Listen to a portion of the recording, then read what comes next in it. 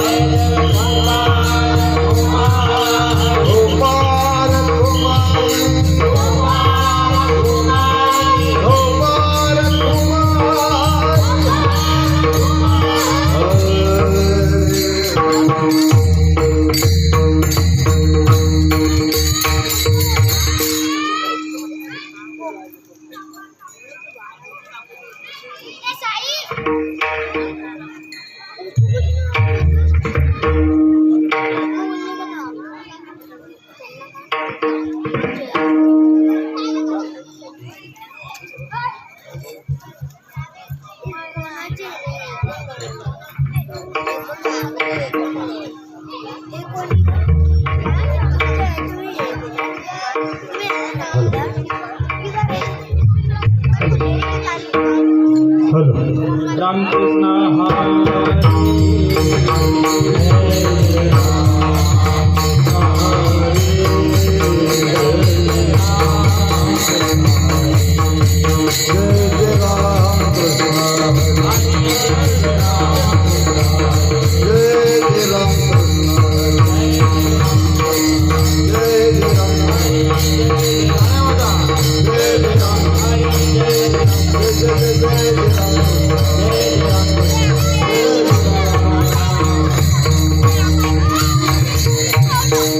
रूप पाहता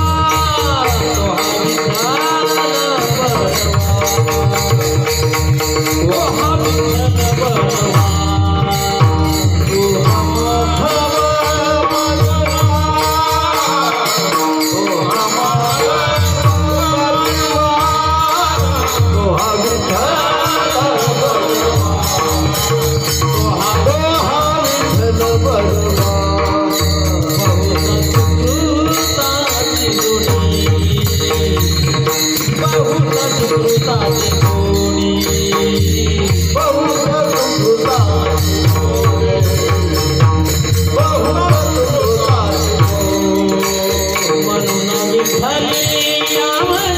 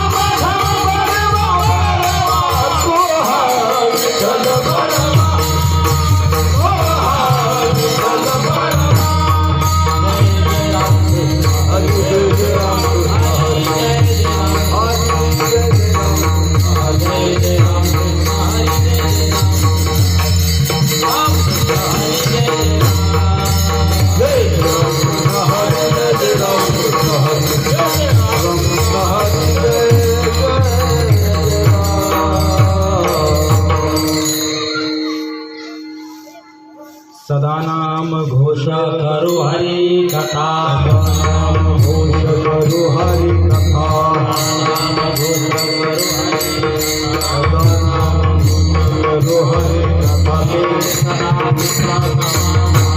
हे सदा चित्ता समाधान हे सदा चित्ता समाधान सर्व सुख जालो सर्वालंकार सर्व सुख जालो सर्वालंकार आनंदे भवदुला आनंदे सर्व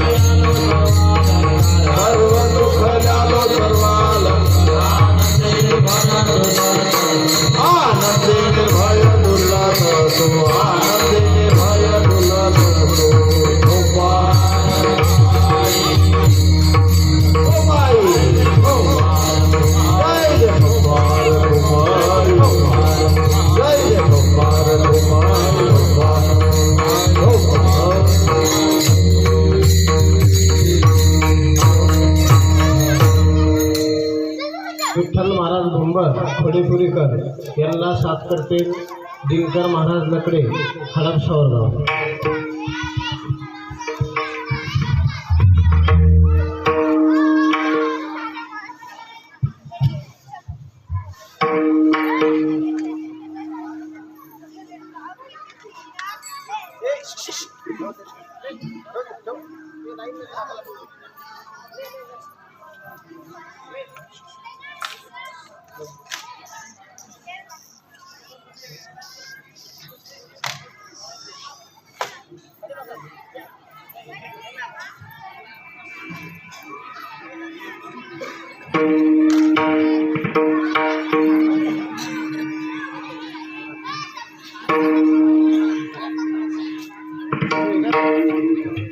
हा सदा नाम घोष हरी कथा सदा नाम घोष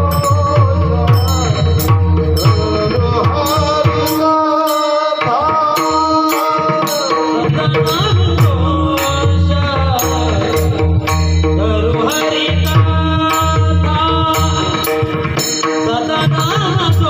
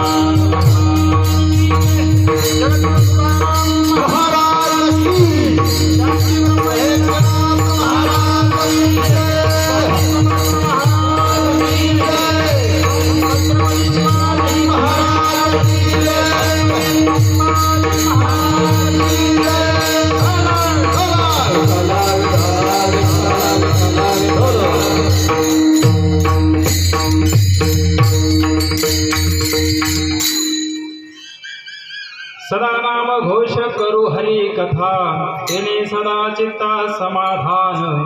सदा नाम घोष करू हरी कथा तेने सदा चित्ता समाधान। सर्व सुख ल्यालो सर्व अलंकार आनंदे निर्भर डुलतसे। असो ऐसा कोठे आठवाची नाही, असो ऐसा कोठे आठवाची नाही, देही विदेही भोगुदशा। तुका म्हणे आम्ही झालो अग्निरूप, तुका म्हणे आम्ही झालो अग्निरूप, लागो नेदी पाप पुण्य अंगा। सर्व सुख ल्यालो सर्व अलंकार आनंदे निर्भर डुलतसे। विठ्ठल हरी विठ्ठल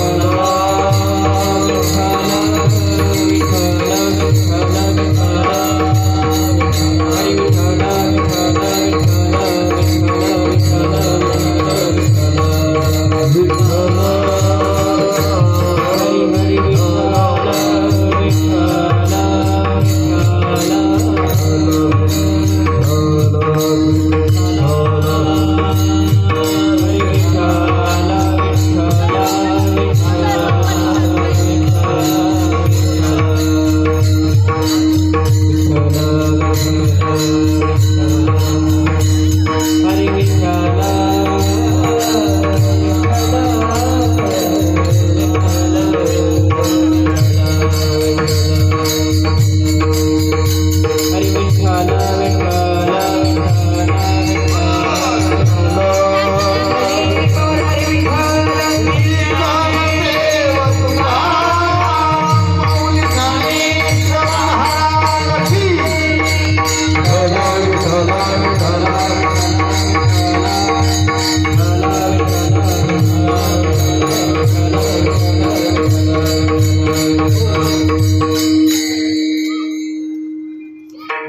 सदा नाम घोष करू हरी कथा तेने सदा चित्ता समाधान। सर्व सुख ल्यालो सर्व अलंकार आनंदे निर्भर डुलतसे। असो ऐसा कोठे आठवची नाही, देहीच विदेही भोगुदशा। तुका म्हणे आम्ही झालो अग्निरूप, तुका म्हणे आम्ही झालो अग्निरूप, लागो नेदी पाप पुण्य अंगा। प्रस्तुत कीर्तन रूपी सेवेकरता निवडलेला अभंग देहू निवासी महान भागवत भक्त श्री संत जगद्गुरु तुकाराम महाराजांचा 4 चरणाचा अभंग सेवेकरता निवडलेला आहे. विठ्ठल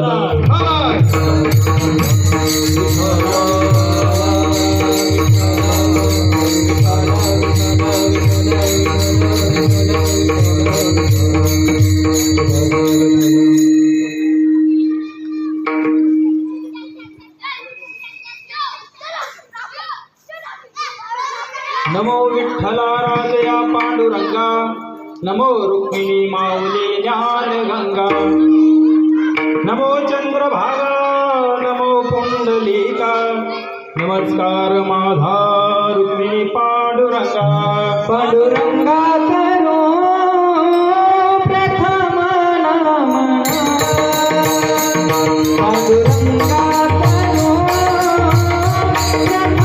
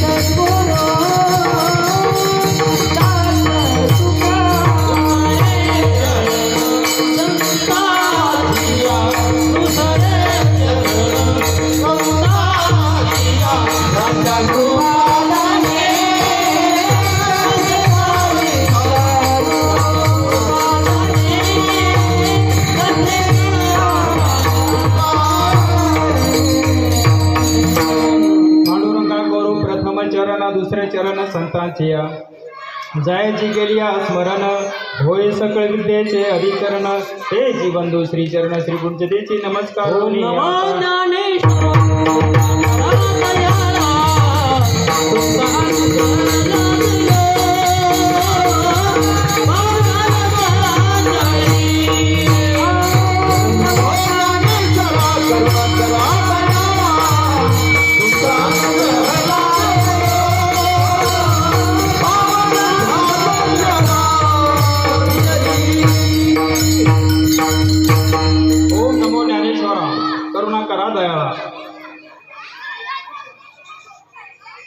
आज कीर्तनरूपी सेवेकरता निवडलेला अभंग महान भगवत भक्त जगद्गुरु तुकोबाराय यांचा 4 चरणाचा अभंग सेवेसाठी निवडलेला आहे. थोडं इको कमी करा.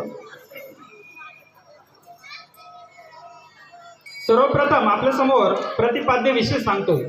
जगद्गुरु तुकोबाराय म्हणतात की आम्ही सदा नाम घोष करतो, भगवंताचं सतत आम्ही नामस्मरण करतो, त्यामुळे आमच्या चित्ताला सतत इथे हे समाधान लाभतो. बर, त्या नामाचा परिणाम असा होतो की ते नामस्मरण म्हणजे एक अलंकार रूपाने आमच्या अंगावर शोभून दिसतंय, आणि शोभून दिसल्यामुळे आम्ही काय झालं आनंदामध्ये डुलतोय. बर, त्या नामरूपाचा परिणाम असा झाला, सतत अखंड हरिनाम केल्यामुळे की ह्या शरीरात असताना सुद्धा जो आनंद मिळतो तो शरीरात नसल्याचा काय अनुभव असतो हे आपल्याला कळत नाही, पण तरीसुद्धा ह्या नामस्मरणाने या देहातलाही आपल्याला अनुभव कळतो आणि देहाच्या पलीकडा म्हणजे विधेयतावी आनंद आपल्याला कळतो.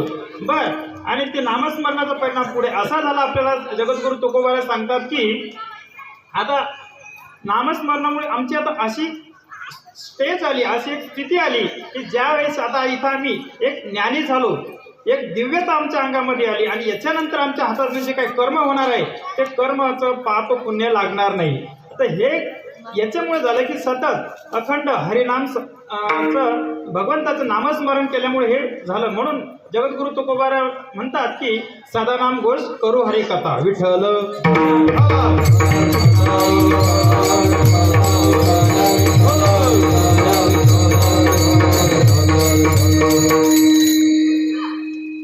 सर्वप्रथम आपल्या समोर मी प्रतिपाद्य विषय इथं मांडलेला आहे. आता चिंतन प्रतिपाद्य विषय एकदम सोपा होता, तसंच काय थोडं थोडं चिंतन केलं म्हणजे झालं. जास्त काय अवघडात नाही, जास्त खोलातलं नाही, चिंतन एकदम सोपं आहे.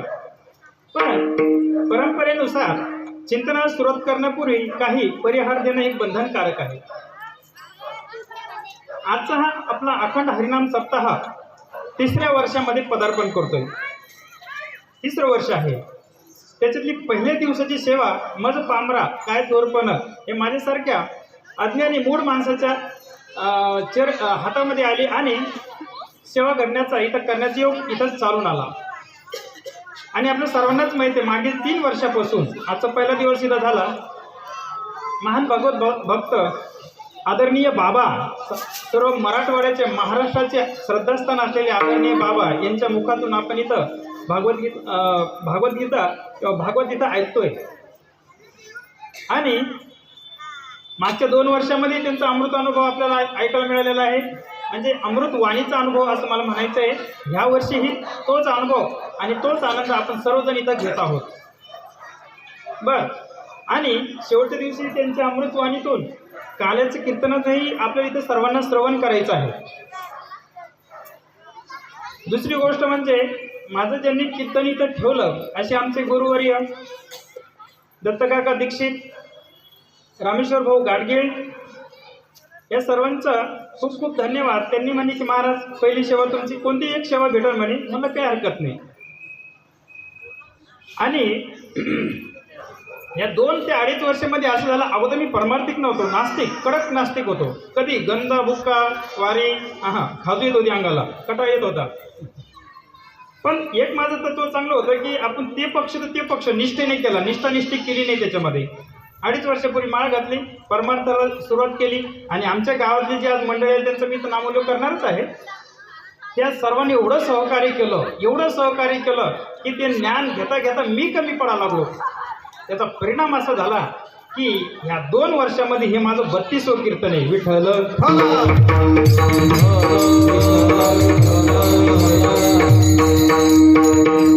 तसे आपल्या मृदुंगाला इथं साथ करण्यासाठी आहे गुळमकर महाराज आहे. त्यांचे खूप नाव महाराष्ट्रातच आहे नाही तर महाराष्ट्राच्या बाहेर सुद्धा आहे. आणि ज्यांनी गायनाला इथं आता सुंदर साथ दिली आमचे भुंबर महाराज आहे, दिनकर महाराज आहे. नेहमी माझे नित्य प्रेम करतात, नेहमी आमच्या एकमेकांना कॉन्टॅक्ट चालू असतो आणि त्यांचा आवाज मला फार आवडतो. दिनकर महाराजांची एक खासियत सांगतो तुम्हाला, जास्त विषय आम्ही नाही पटापटा उरकून घेतो. की बरोबर 2 वर्षापूर्वी ह्या टायमाला जेवण करून मी घरी बसलो होतो. रेल्वे स्टेशनला खोली आहे. यांचा आवाज मला तिकडे ऐकू आला होता, इथला आवाज तिकडे ऐकू आला होता. आणि ते कस्तुरी मृग असतं बघा, स्वतःच्या बेबीमध्ये सुगंध असतो पण वाऱ्याच्या दिशेतच पळतो. तसं मी वास घेत आवाज ऐकत इथं आलो होतो. ते दुसऱ्या दिवशीची सेवा होती, त्याची दुसऱ्या दिवशीचं कीर्तन होतं. पहिला दिवस हुकून गेला मला माहीतच नाही.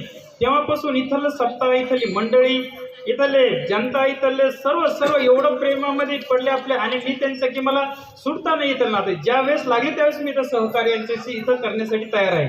तर हे केवळ शक्य झालं दिनकर महाराजांच्या आवाजामुळे. त्यांच्या आवाजाची धार लकब एवढी भारी आहे की माणसाला कुठून सुद्धा ओढून घेते. एवढं हृदयामध्ये त्यांचा आवाज खोलवर जातो असं. आणि ज्यांनी माझ्या पहिल्या कीर्तनाला पंढरपूरला 2-2.5 वर्षापूर्वी ज्यावेळेस मी पहिलं कीर्तन केलं होतं पंढरपूरला, आयुष्यात पहिल्यांदा गेलो होतो. पंढरपूरला. कधी पंढरपूर बघितलं नव्हतं. त्यांच्या सोबतीनं गेलो आणि इच्छा केली की मला कीर्तन करायचं आहे. मग नन्ना पलीकडे आमचे पांढरे शर्टावाले आमचे गावकरी चुलते वडिलांसारखे एकदम खूप जीव लावला त्यांनी, सांभाळून घेतलं. तिकडं वातावरण मला मानवलं नाही. शहांगी माझं शरीर यष्टी, थंडी ना कधी गार पाणी करायची सवय नाही. आंघोळीचं गार पाणी ते दिलकट वगैरे खाण्यात आलं.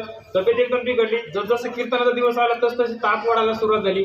मग कीर्तन तर करायची इच्छा होती पण मग ताप वाढायला लागली, सर्दी खोकला वगैरे झाला. मग यांना म्हणलं एखादी गोळी वगैरे असली त्या तिथं दवाखाने भरपूर असतात. त्यांनी गोळी आणली होती. त्यांची ती गोळी घेऊन कीर्तनाला उभा राहिलो. नन्ना म्हणजे नारायण पाटील कुठे असं यांनी मला धीर दिला.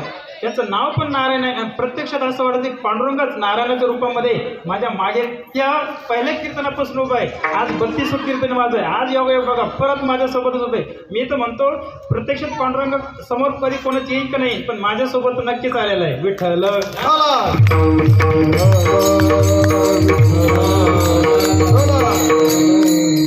त्यांनी सांगितलं की रामेश्वर महाराज काही असू द्या म्हणे, चक्कर येऊन पडू नका म्हणे फक्त कीर्तनातून. पहिलं कीर्तन होतं बरं, कीर्तन काही साधं सुद्धा नव्हतं घेतलं, 7 चरणाचं कीर्तन घेतलं. किती? 7 चरणाचं. चांगल्याला घाम फुटतं 7 चरणं सोडताना, पण ते थोडं चिंतन झालं बऱ्यापैकी झालं, मला काही वाटलं नाही त्याच्यामध्ये. पण ते म्हणे 2 चरणं जरी सोडलं हरकत नाही, मधामध्ये फक्त बसायचं नाही. म्हणलं ना चिंता करू नका, तुम्ही माझ्या पाठी असल्यामुळं मी कशालाच भीत नाही. म्हणलं विठ्ठल. कीर्तन पूर्ण झालं आणि सर्वांना एवढं भावलं कीर्तन, जे ते नाव घेत होते. म्हणलं चांगली गोष्ट झाली हो, चांगलं झालं. म्हणजे हे माझं पहिलं कीर्तन. तिथून पुढे हा प्रवास सुरू झाला आणि सर्व ज्ञानी मंडळी भेटत गेली, सर्वांशी संपर्क वाढला, प्रत्येकाकडून विचारत गेलं की याचा अर्थ काय, त्याचा अर्थ काय. नाही तर भजन पूजन आपला अगोदरचा विषय नव्हता. सांगायचा मुद्दा हा की वयाचे माझे 42 वय कंप्लीट झालं त्यावेळेस मी परमार्थामध्ये आलो आणि ज्यांचं चिंतन ऐकून मी परमार्थामध्ये आहे ते म्हणजे असं आदरणीय आमचे वैकुंठवासी नामदेव महाराज पठाडे यांचं चिंतन मी ऐकतो. त्यांचं तर माझ्यामध्ये योगयोग महाराज एकच आहे की ते ज्या वयामध्ये अपघात झाला त्यांचा ते वय 42, तोपर्यंत त्यांनी महाराष्ट्रात नावलौकिक गाजला होता. अजून मी जे जुने जाणकार मंडळ असेल त्यांना विचारून घ्या, वैकुंठवासी हरिभक्तपरायण नामदेव महाराज पठाडे म्हणजे कोण व्यक्ती होती.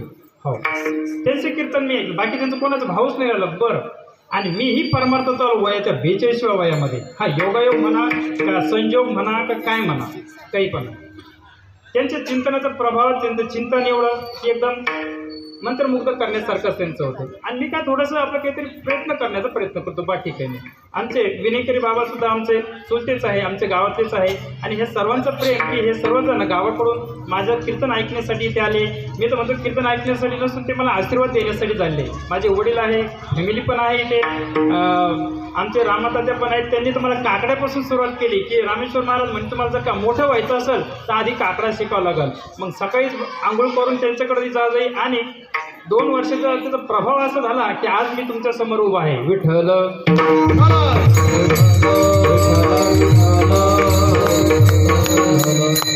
कांता गुरुजी आहेत आमचे गावचे, भुले बाबा आहे, सर्व परिचित आमचे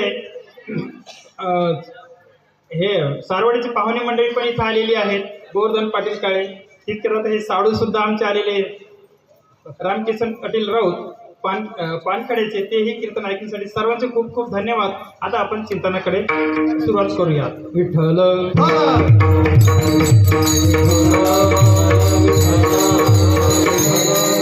आता नाव घेण्याचं जर कोणी राहिलं असलं तर सर्वांची माफी मागतो. ज्यांचे पाठ होते समोर होते घेण्यात आलं आणि ज्यांचे हुकले त्यांचं पुन्हा एकदा घेतलं असं समजून आपण आता कीर्तनाला सुरुवात करूया. विठ्ठल.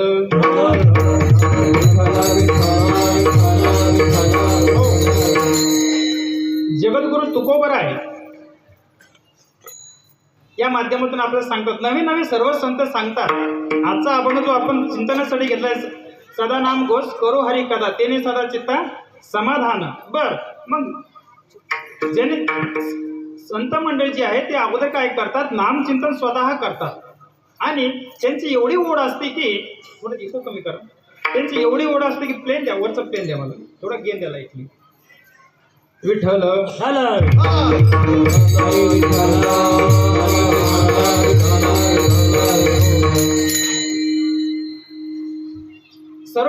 जेणेकरून सर्व संत मंडळी सांगतात की नाही रे बाबा, नामचिंतनाचं महत्त्व इतकं आहे की जेणेकरून आपल्याला फार असे कष्ट करायची गरज पडत नाही. आज कीर्तनातला आपला हा पहिला दिवस आहे.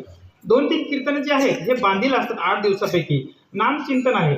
आता पहिला दिवस हा नामचिंतन, पहिला दुसरा दिवस नामचिंतन, नामपर किंवा रूपपर अभंग इथं निवडला जातो. आजचा जो आपला नामपरच आहे. प्रत्येक कीर्तनकार, प्रत्येक प्रवचनकार ह्या दिवशी पहिल्या दिवशी हेच सांगतात की बाबा रे, आपण हे जे सर्वजण एरवी तर आपल्या त्याला नामचिंतन करणं होत नाही, काम असतात, धंदे असतात, आपली ड्युटी पाणी असते. तर मग निदान ह्या निमित्ताने का ना 7-8 दिवसाचा जो का आपला सप्ताह आहे त्या निमित्ताने का ना आपण नामचिंतन करणं गरजेचं आहे. म्हणून जे प्रवचनकार, जे कीर्तनकार सांगतात की आपल्याला इथं नामचिंतन करणं गरजेचं आहे. हा महत्त्वाचा याच्यातला एक मुद्दा आहे. आपण सर्वांनी हा ध्यानात धरणं गरजेचं आहे. आपल्याला नाम घ्यायचं आहे. कोणाचं नाव घ्यायचं आहे? आपलं नाव. भगवान, आपल्या सर्वांना भगवंताचं नाव इथं घ्यायचं आहे. बऱ्याचशा लोकांच्या मनामध्ये प्रश्न पडतो की नामचिंतन घ्यायचं कशासाठी किंवा घ्यायचं कोणाचं? आपापल्या घरच्यांचं नाव घ्यायचं नाही. अखंड हरी नाम सप्ताह.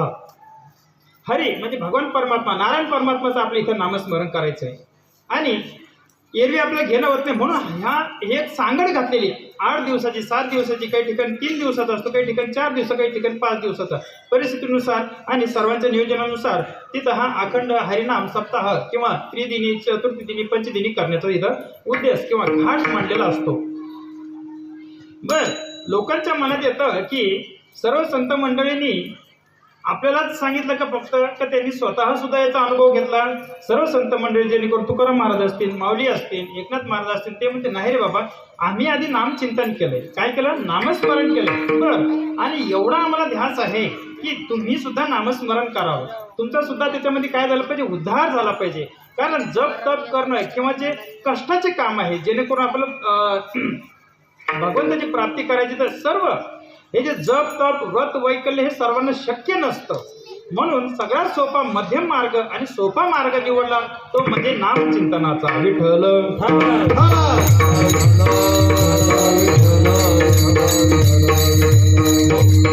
नामचिंतन एवढं सोपं आहे, एवढं सोपं आहे की सहजच तुम्हाला घेता येतं.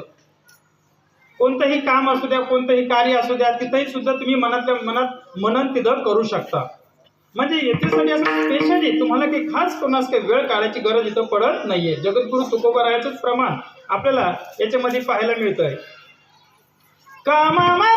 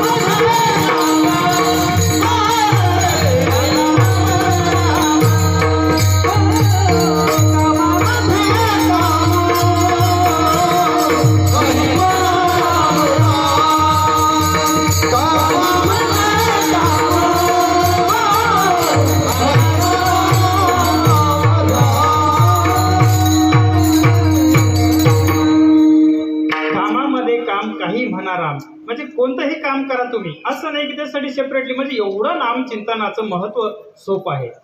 प्रत्येक संतांनी केलंय आणि आपण सुद्धा त्यांच्यासाठी करतो. पण काही काही विचित्र माणसं असतात, ते माणसाला प्रश्न विचारतात की नामचिंतनाचा फायदा काय? What is the benefit of taking the name of lord परमात्मा, lord Ganesha, lord Krishna? What is the reason behind it? त्याचं कारण एक आहे की आपण जे उद्योगधंदा करतो, जे काम धंदा करतो, ते याच्यासाठी करतो, समाधानासाठी. आपल्याला समाधान मिळावं, 2 पैसे मिळावं, सुकून मिळावं, शांती मिळावी, आपल्या चित्ताला समाधान मिळावं. बर, पण प्रत्येकाचे कर्म इथे हे चालू आहे. कर्म कवरच चालू राहतं. कर्म कुठपर्यंत चालू राहतं? जोपर्यंत उद्देश साध्य होत नाही तोपर्यंत. मग माऊलीने सांगितलं, तृप्ती होता जैसी साधने सरती अपसी.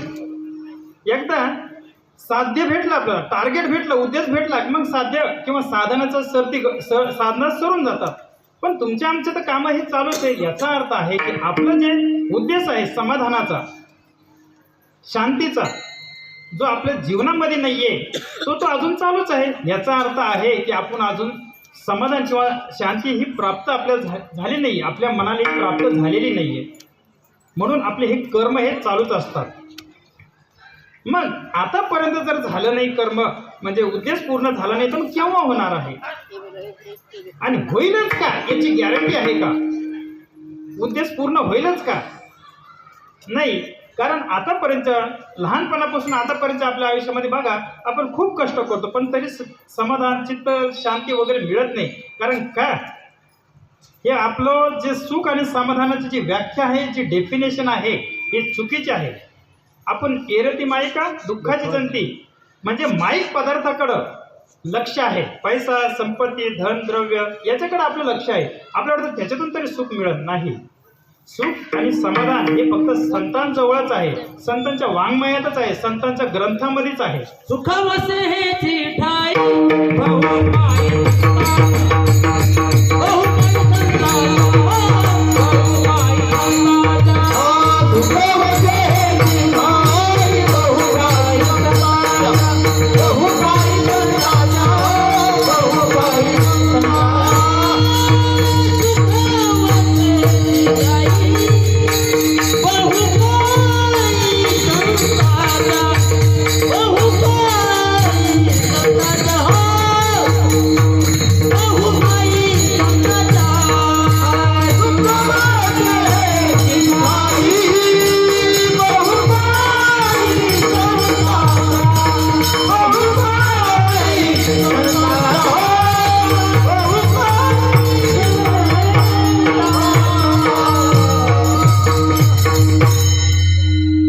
सुख हे संताप आहे.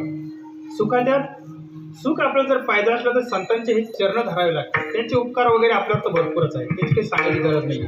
पण परत अजून सांगितलं संतांनी की बाबा तुम्हाला समाधान आणि सुख पाहिजे असेल ना तर मग संतांकडे जा. बरं आहे, ठीक आहे, पण खरंच फायदा होतो का त्याच्यामध्ये विचारणारी काही मंडळी असते, ज्यांना काही त्याने घेणे तेच आपण विचारतात. त्याचं चिंतन आहेच अजून पुढं.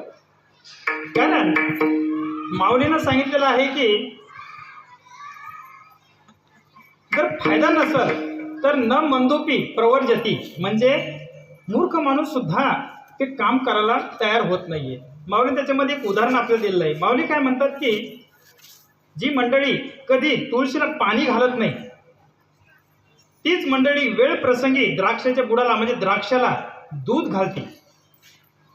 का तुळशीची या झाडा न दुरुनी न घालीचे शिंपडा तरी द्राक्षाची या बुडा दुधाची लावीजे. याचा अर्थ काय की गरज पडली की दूध घालतं. याच्यामध्ये काय फरक आहे?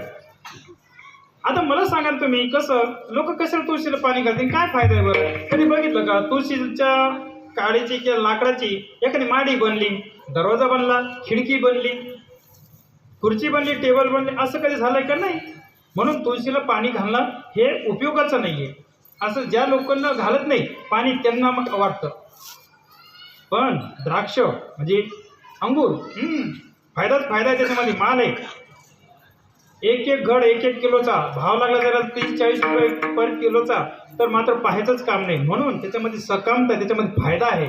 म्हणून विकत घेऊन पाणी जर आपल्या विहिरीचं बोरचं संपलं तर बाहेरून टँकर लावून का होईना आपण ते बाग बगीचा तिथं टिकवतो, जळून देत नाही का? त्याच्यामध्ये फायदा आहे. आणि तुळशीला पाणी घालण्यात काय फायदा आहे?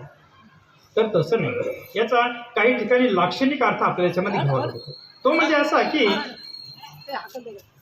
द्राक्षाला पाणी घालण्यात म्हणजे अंगुराच्या बगीच्याला पाणी घालण्यामध्ये परमार्थिक म्हणजे ताबडतोब किंवा इन्स्टंट ज्याला आपण म्हणतो लवकरात लवकर मिळणारा फायदा आहे. सांसारिक गोष्टीमध्ये आपल्याला त्याच्यामध्ये फायदा होतो व्यवहारामध्ये. पण तुळशीला पाणी घालण्याचा फायदा असा होतो की त्याच्या माध्यमातून आपल्याला पुण्य मिळतं, जे की आपल्याला भविष्यासाठी कामी पडतं. आणि द्राक्षाला पाणी घालण्यामुळे काय होतं, आपल्याला ताबडतोब व्यवहारामध्ये फायदा होतो. म्हणजे दोन्हीच्या ठिकाणी बरोबर आहे. पण याचा अर्थ असा नाही की तुळशीला पाणी घालावं नाही. म्हणजे तुळशीला पाणी हे घालणं गरजेचं आहे, कारण त्याच्या माध्यमातून पुण्य हे भविष्यासाठी मिळत असतं. म्हणून याच्यामध्ये फायदा आहे असं संत मंडळी आपल्याला सांगण्याचा प्रयत्न करतात. विठ्ठल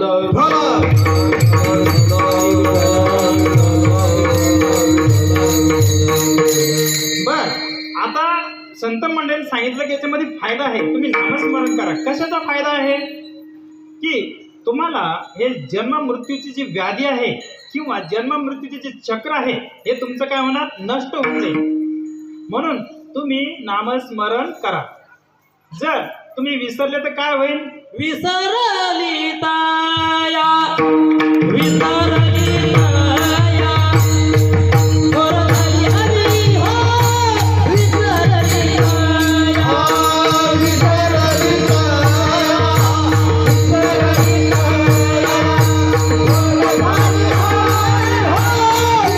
विसरली ताया थोरली हरी हो विसरली ताया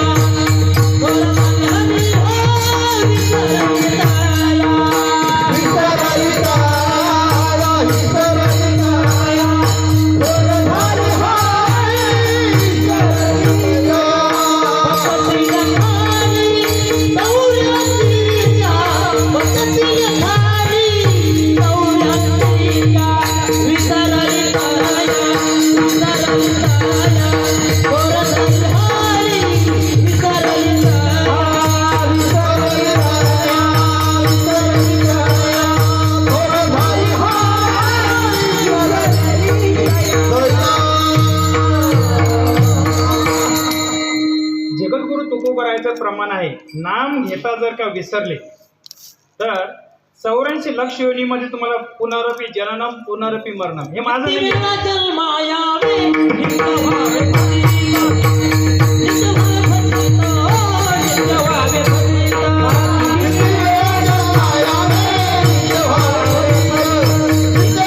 फजिता, हिंदवावे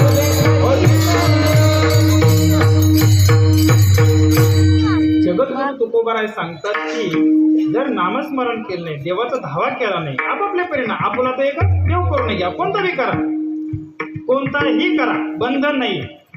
भरपूर आहे आपल्याकडे, व्हेरिएशन भरपूर आहे, फक्त गरज आपली पाहिजे किंवा आपल्याला करायचं आहे.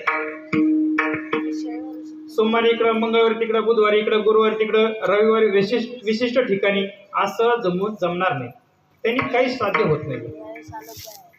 बर, आता जगद्गुरु तुकोबराय येवन करून सर्वच हे संत महात्मे सांगतात की बाबांनो, तुम्हाला याच्यासाठी सांगतोय की तुम्ही आम्ही जे आज नरदेहामध्ये बसलोय ना, याचं कारण एक आहे की कुठेतरी आपलं बरं पुण्य झालं, म्हणून आज तुमचं आमचा हे नामस्मरण, कीर्तन, भजन, पूजन करण्याचा योग इथं आलेला आहे. पण निदान आता आपण कौरव बालवाडीत राहता, चांगलं नामस्मरण मनापासून करा, नाहीतर जगद्गुरु तुकोबरायचं प्रमाण दिसतं तुम्ही इथं भरपूर अष्टीकरण बुक्का सगळं दिसतंय, पण त्याच्यामध्ये जर भाव नसेल तर काहीही कामाचा नाहीये. म्हणून जगद्गुरु तुकोबराय आपल्याला वेगवेगळ्या प्रमाणातून सुद्धा सांगतात, नोहे दास खरा, नोहे दास खरा, नोहे दास खरा, नोहे दास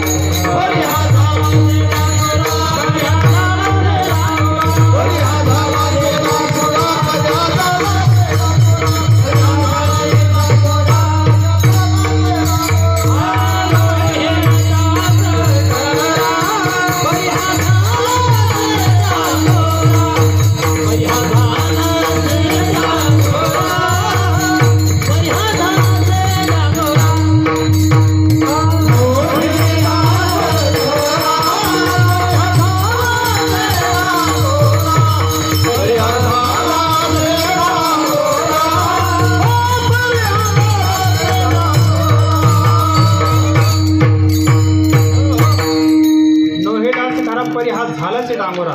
परमार्थ हा लहान मुला मुलींमध्ये किंवा नवीन जनरेशनमध्ये, नवीन पिढीमध्ये रुजत का नाही, याचं कारण एकच आहे, ही जुनी मंडळी असते किंवा जी वयस्कर मंडळी असते, ती खऱ्या अर्थाने कुठे ना कुठेतरी त्यांचं चुका लागला. आज जर एखाद्या मुलीचं चुकत असलं तर आपण पालकांकडे बघतो की नाही, कंपनी फॉल्ट म्हणजे पालकांनी लक्ष नाही दिलं. म्हणून हे जे जुनी जी मंडळी असते त्यांनी जाणीवपूर्वक 4-2 राग कोणाला येत असेल ते जास्त भारी स्वतःला समजावं नाही, हे एखादा गाथापाठ असेल स्वतःला भारी समजावं नाही, की इथं यारे लहान थोडं सगळ्यांना सांभाळून घेणं गरजेचं आहे.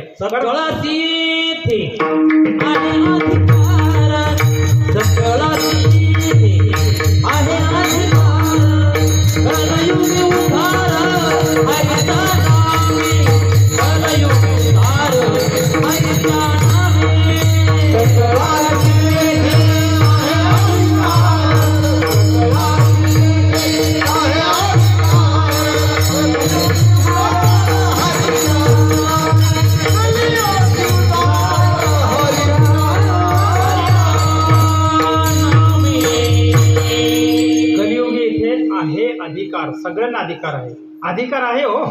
रिझर्वेशन आपलं जन्मापासूनच आहे. कारण काय आहे, तुका म्हणे गर्भवासी सुखे घालावे आम्हाशी, अधिकाराचे आपण अधिकार आहे म्हणून ते आलो ना महाराज. बगर अधिकाराचा आलो का आपण इथं कीर्तनात भजनात नाही म्हणा लागलो मी, नरदेहात ना म्हणा लागलो मी. हा उद्धार, आता उरलेला अर्थचरण बघा, सकाळचे आहे अधिकार कशाचा, उद्धार करून घ्यायचा. कोणता उद्धार करून घ्यायचा, परत हे चक्र मारण्याचं काम नाही. बरं, हे झालं ज्यांना समजलं त्यांना. पण नवीन पिढी जी आपली भरकटच चालली, परमार्थापासून दूर होत चालली, भजन पूजन म्हणलं त्यांना कंटाळा येतो. नको, गुटीचा अभ्यास आहे, बब्याचा अभ्यास आहे, पिंटूचा अभ्यास आहे, 9वीचं वर्ष आहे, 8वीचं वर्ष आहे, 5वीचं आहे. हां, यासाठी प्रयत्न करा ना. कोण काय म्हणतं, नाही थोडंच म्हणतो. भरपूर जण विद्यार्थी वेगवेगळ्या परीक्षेमध्ये आपलं टॅलेंट दाखवतात, कसं लावतात, सगळ्यात काही सक्सेस होत नाही. त्याचं कारण एक प्रारब्ध कमी पडतं, पुण्य कमी पडतं. म्हणून हे पुण्य ह्या माध्यमातून करणं हे फार गरजेचं आहे. म्हणून आपण जे वयस्कर मंडळी असतो, जी जाणकार मंडळी असतो, त्यांनी मोकळ्या मनानं या नवीन जनरेशनला चढ रे बाबा बळच का होईना करण्याचा प्रयत्न करणं हे गरजेचं असतं. कारण कसं राहतं की हे व्हायरल जाणारी गोष्ट नाही. कुठं ना कुठं तरी त्यांच्यामध्ये एक प्रेरणा निर्माण होईल परमार्थाविषयी, भजनापूजनाविषयी असं. आणि तर बाकीच काही नाही. तुम्ही आम्ही भजन पूजन करतो म्हणून हिंदू संस्कृतीतली हे आपलं समाज आहे हे काढून टाका डोक्यातून. आपण हिंदू संस्कृती टिकवणारे काही नाही. फक्त हिंदू संस्कृतीमध्ये जे काय मुद्दे आहेत, जे काय पॉईंट आहे त्याचे तेवढे जरी त्यातले अर्धे जरी आपण फॉलो करण्याचं, आपलं फक्त फॉलो करायचंय, तयार काहीच नाही करायचं. आपल्याला काही येतच नाही तयार करता. आणि काय तयार करणार आहे आपण? जे आहे तेच फक्त आपण पालन करायचं. हरिपाठ काही ना काही का होणार, कमीत कमी तिथं नामस्मरण आपल्या इथं हे झालं पाहिजे. हा उद्देश आपलं धरणं गरजेचं आहे. नाही तर आपल्यासाठी कितीतरी आले कितीतरी गेले. हिंदू धर्म हा सनातन आहे, आधी ना अंत. ज्यावेळेस याचा अंत होईल संपूर्ण सृष्टीचा अंत होऊन जाईल. विठ्ठल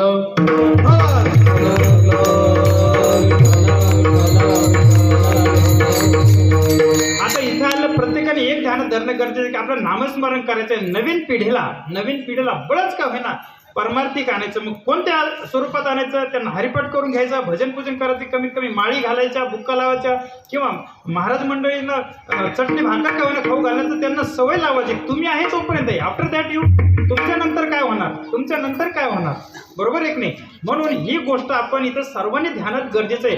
हा खरा परमार्थ आहे. परमार्थाची विशिष्ट व्याख्या होऊ शकत नाही की बाबा 10 कीर्तन झाले म्हणजे मोठे व्यक्ती झाले, 4 अभंग पाठ झाले म्हणजे मोठे झाले, गाथा पाठ झाला म्हणजे मोठे झाले, ज्ञानेश्वरी पाठ झाली म्हणजे मोठे झाले. नाही, हे फार आगाध आहे आपलं. हा हिंदू धर्मातलं जे आपलं कंटेंट आहे, जे मटेरियल आहे, साधू संतांच्या गाथा आहे, वेगवेगळे साहित्य आहे, हे फार मोठं आहे. आपण एका पानातलं एका शब्दापर्यंत सुद्धा जाऊ शकत नाही. मग रिकामा खटाटोप करता कशाला?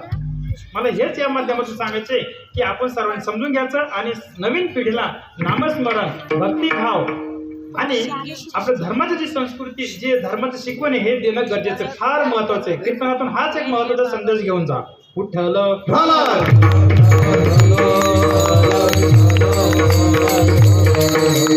लोकांनी पुन्हा प्रश्न विचारला. आम्हाला समजलं म्हणे महाराज, पण जगद्गुरु तुकोबराय तुम्ही आधी करता का आम्हाला सांगता? जगद्गुरु तुकोबराय म्हणता नाही, दिनी रजनी हाची धंदा.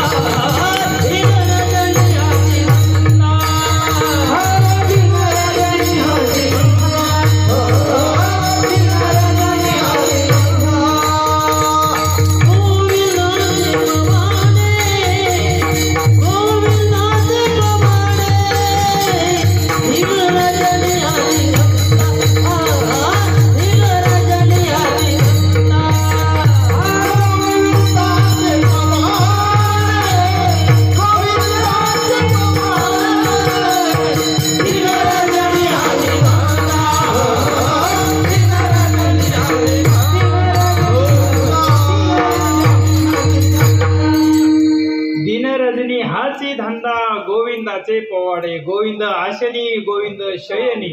हो, जगद्गुरु तुकोबराय म्हणतात नाही रे बाबा, आम्ही तुम्हाला म्हणत नाही की हरी हरी तुम्ही म्हणारे सगळं म्हणजे कोण? तुम्ही आणि आम्ही. आम्हाला काय करायचं? तसं नाही. आधी आम्ही करतो मग तुम्हाला सांगतो. जगद्गुरु तुकोबरायचं स्वतःच प्रमाण आहे त्यांचं. काय म्हणतात? तुका म्हणे माझा धाडिले निरोपा, मार्ग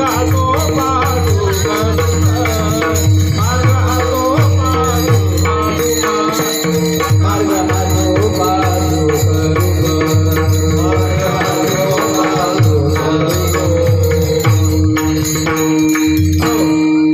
जगद्गुरु तुकोबराय सांगतात नाही, आम्ही केलं आणि म्हणून तुम्हाला सांगतो. काय सांगतो? सांगतो तुम्हाचे ये बजाय विठ्ठला.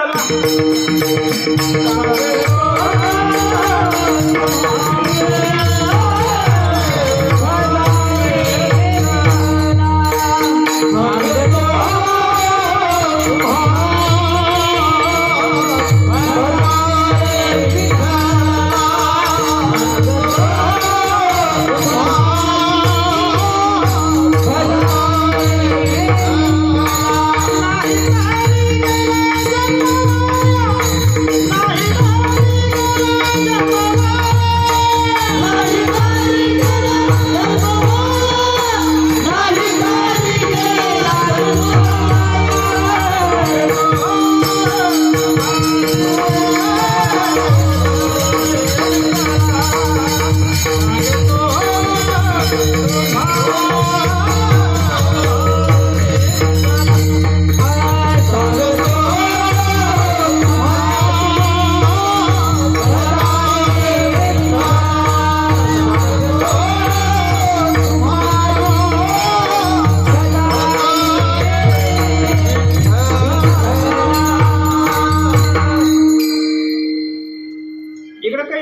भजन काही प्रमाण वगैरे चाललं, सर्वांनी तिकडे टाळ्या वाजल्या पाहिजे, विठ्ठल विठ्ठल म्हणलं पाहिजे, तर बरं वाटतं. जरा इकडं आमचाच कार्यक्रम चालू आहे तर थोडं जरा वेगळं वाटतं. विठ्ठल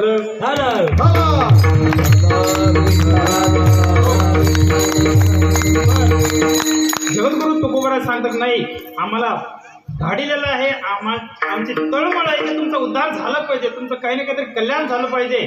कारण काय सांगू गर्भीची यातना मज भोगिता नारायणा हंस मला जाणा तुझं शनो आठवतसे फार बेजारी हो फार. एका जन्मातली आता जन्माला येताना आता अहो 84 लक्ष योनीमध्ये जन्मतात फार बेजारी.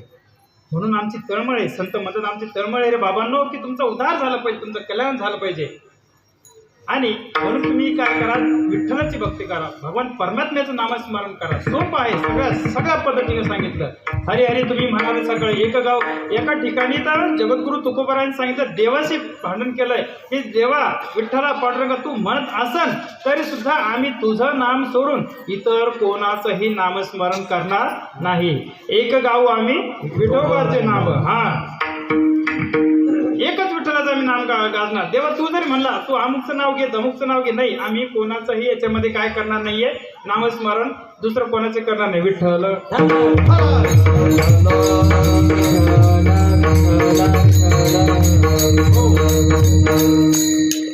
आणि करून सर्व संतांनी खूप मेहनत घेतली आणि आपल्यासाठी हा तिथं परमार्थ आपल्या समोर थाट मांडलेला आहे आणि नामस्मरणाच्या याच्या माध्यमातून महत्त्व सांगितलेलं आहे. बर, नामस्मरण एवढं सोपं आहे. दुसरा एक दृष्टांत याच्या माध्यमातून तुम्हाला देतो जेणेकरून अजून याच्यामध्ये समजायला सोपं जाईल. जो की कोर्स आम्ही हा देऊन आलेला आहे. एक बालक आहे, त्याला ही नोट 10 रुपयाची की किती रुपयाची माहिती नाही, हे पदार्थ खायचे की नाही खायचे तेही माहीत नाहीये. बरं, गोळ्या औषध इंजेक्शन घ्यायचं की नाही घ्यायचं हेही त्याला समजत नाहीये. पण मला एक सांगा, त्याला काहीच समजत नाही असं आहे का काही? त्याला फक्त आई मात्र कळते. त्याला काय कळतं? आई. त्याला काही कळू का नाही कळू. आणि तुम्हाला अजून एक सांगू का, ज्याला आई कळली त्याला सगळंच कळलं. विठ्ठल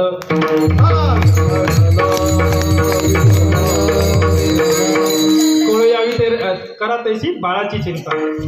ज्याला आई कळली, एक बाळ रडत होतं, खूप रडत होतं, त्याची आई आली, त्याची आजी आली, त्याची आते आली, चुलती आली, सर्व आजूबाजूच्या आल्या, बाबड्या बाबड्या बाबड्या बाबड्या. काय झालं? कारण याची आई याला झोक्यामध्ये टाकून, लहान बाळकासह टाकून झोक्यात टाकून धुणं धुण्यासाठी नदीवर गेली. ग्रामीण भागातला प्रवास तिकडं. मग आईला येण्यासाठी उशीर झाला. तोपर्यंत हे अचानकच उठलं पोरगं आणि टाहो फोडून रडायला लागलं. सगळ्यांनी समजून घातली, बाबा काय झालं, बाबा काय झालं, बाळा काय झालं, काय झालं. कोणी हे दे, चिव दे, खाऊ दे, पण काही पोरगं काहीही केल्या ऐकना. मग तिची आई आली आणि आईने नुसतं घेतलं, आईचा नुसता मातेचा नुसता स्पर्श झाला, पोरग एकदम शांत झालं. आपण त्याला काय म्हणतो, याला काहीच कळत नाही, पण त्याला आई मात्र चांगली कळते. आणि परत एकदा तेच वाक्य बोलतो, ज्याला आई कळली त्याला काहीच नाही कळलं तरी चालतं. कारण माऊलीने सांगितलेलं आहे की जे मज भजता त्याची मी पाप पुण्य सरिता. माऊली म्हणताय की ज्यांना मी कळलो, म्हणजे गीतेमध्ये माध्यमातून सांगतात, भगवान परमात्मा सांगतात ज्यांना मी आहे हे कळलो, म्हणजे मी भगवान परमात्मा हे कळलं, बाकीच्यांना नाही काही कळलं तरी चालतं. त्याची चिंता ही मजची आहे, म्हणजे त्याची चिंता मला आहे, कारण त्याला मी कळलो.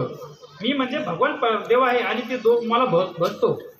म्हणून माऊली म्हणताय की जो वरी अर्जुना हा बोधू भेटेना म्हणा, तो वरी तयाची साधना करावी.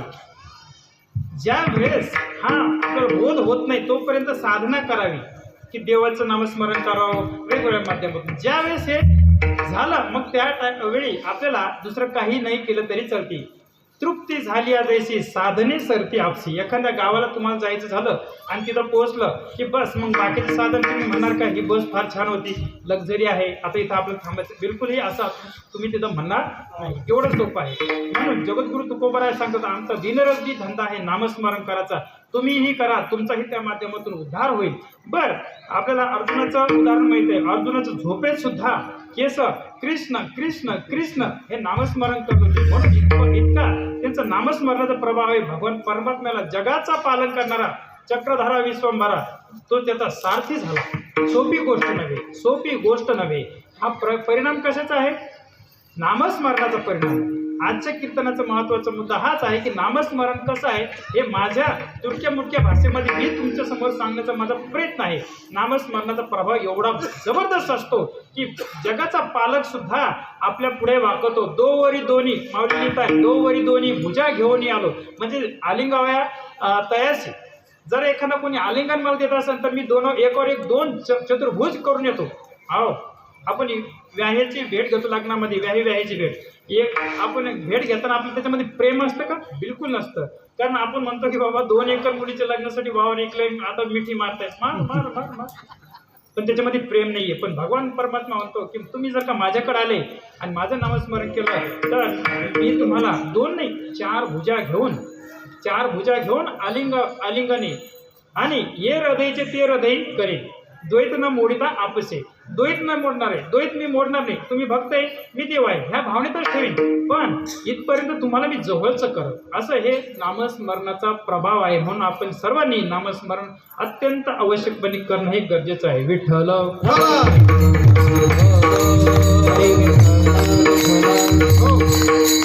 आता नामस्मरण करायचं बरोबर आहे, पण काही लोक त्याच्यामध्ये आपल्याला मोडा घालणारे असतात. मोडा घालतात, मग ते म्हणतात ठीक आहे नामस्मरणाने आपल्याला इथपर्यंत फायदा वगैरे होतो माहीत आहे, पण हा खरंच होतो का? कारण जे करीत नाही त्यांना फार काळजी असते आपली. अशी जे कधी दान धर्म करत नाही, पुण्यकर्म करत नाही, वारी नाही, गंध नाही, बुक्का नाही, ते फार काळजी करतात आपली. फार काळजी करतात. एखादं कोणी पंढरपूरला जावं लगेच त्याला म्हणतात हां गेल ते वाटतं पंढरपूरला, हो भेटला का विठोबा? जसं काही विठोबा रस्ता तर तुझा होता. बरं मग काय म्हणे विठोबा? मग तशाला उलटं उत्तर द्यायला पाहिजे आपण. विठोबा म्हणे की बाबा जे तुला असं विचारली तर तोंडात द्यायची, म्हणजे आपण तोंडात द्यायची त्याच्या नाही. म्हणजे असे काळजी करणारे विचित्र माणसं भरपूर असतात. पण यांना आपण सांगायचं नाही की यांना फक्त एकच सांगितलं बाबा नामस्मरण हे तिथं करणं गरजेचं आहे, किंवा खरोखरच फायदा होतात. म्हणून अजून त्याच्यामध्ये दुसरा एक दृष्टांत देतो. एखादा किराणा दुकानदार 10 वर्षापासून किराणाचं दुकान चालवतो आणि आपण त्याला विचारायचं की बाबा तुम्हाला याच्यामध्ये काही फायदा होतो का? मग तो म्हणेल की बाबा मी 10 वर्षापासून किराणा दुकान चालवते, तर तुझ्या घरी कधी ताटवाटी घेऊन आलो की जेवणासाठी? ज्या अर्थी मला माझं याच्यामध्ये भागतं त्या अर्थी मला चांगलं परवडतंय. तसं नामस्मरणामुळे आज आपल्याला जरी वाटतं की काही सुखदुःख आहे, तर ते आपले जे काही प्रारब्ध आहे, जे काही जुने भोग असतात ती मात्र भोगावं लागतात. एका जणाला भोगतो ना घडे संचिता वालो, भोगतो ना घडे संचिता वालो, भोगतो ना घडे संचिता वालो, भोगतो ना संचिता वालो. गावे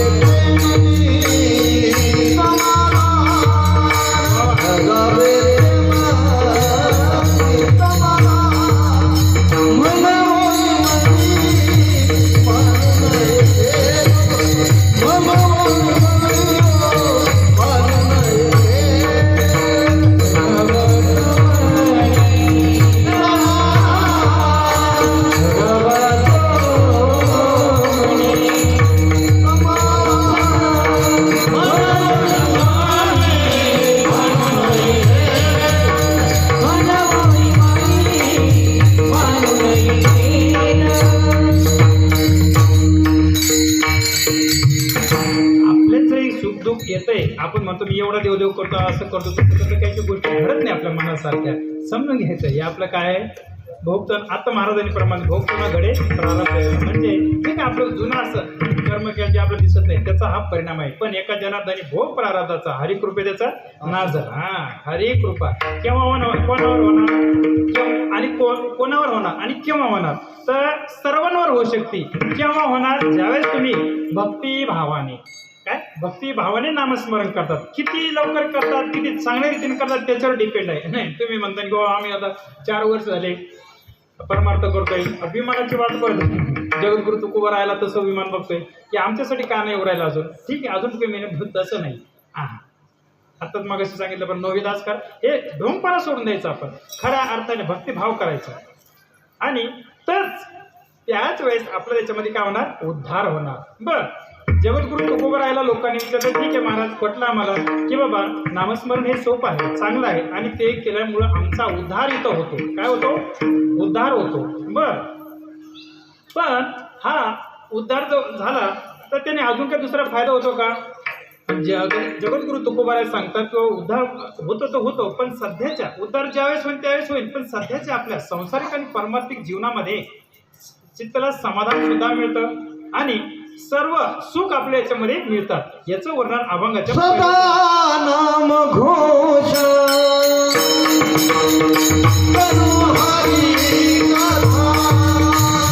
सदा नाम घोष करू हरी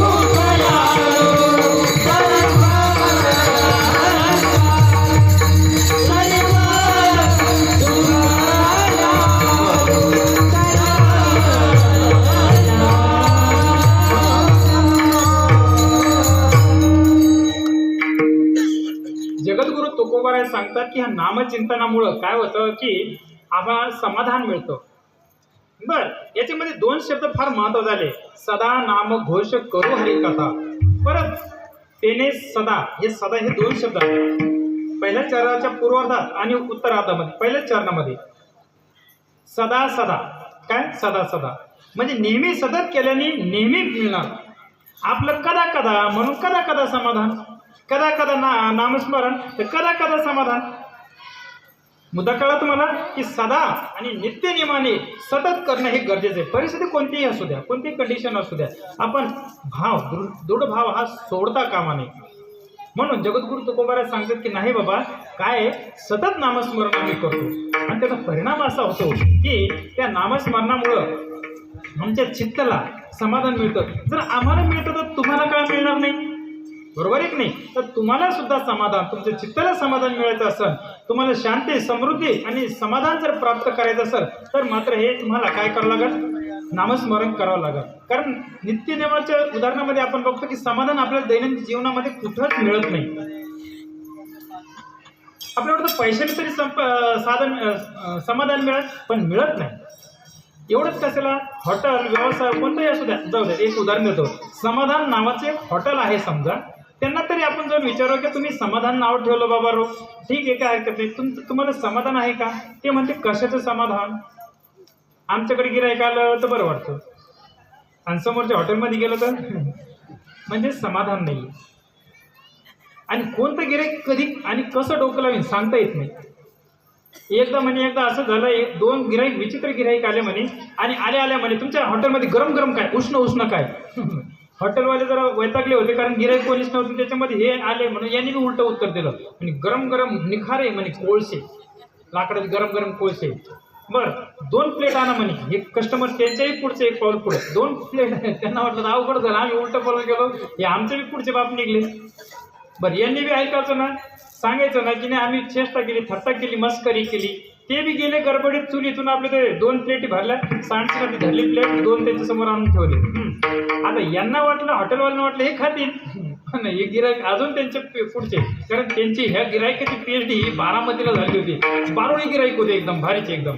त्यांनी काय केलं, आपल्या खिशातले ड्रिफ्टचे सिगरेटचे पाकिटे काढले, चित्र त्याच्यावर फुकले आणि चले. हे हॉटेलवाले नुसते 5 राहिले. किंवा काय विचित्र गिराईक म्हणे. म्हणजे असे जर गिराईक आले तर तुम्ही सांगा म्हणजे दादा हो समाधान कसं लाभन विठ्ठल.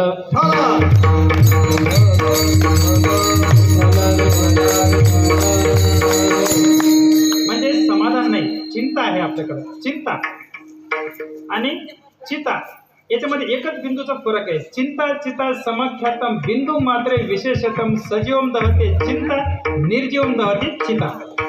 कळत नाही श्लोक बघू. चिंता चिता एकच बिंदूचा फरक आहे फक्त. चिता टिंब गेलं, चिंता आलं म्हणजे आपलं सतत चिंता आहे. आणि ही चिंता जर का दूर करायची झाली, आपण चिंताविषयी जास्त बोलत नाही, आपलं चिंतन तिकडं निघून जाईल. ते चिंता आणि समाधान जर तुम्हाला प्राप्त करायचं असेल, चिंतामुक्त जीवन जगायचं. चिंता हरिमुखी गाता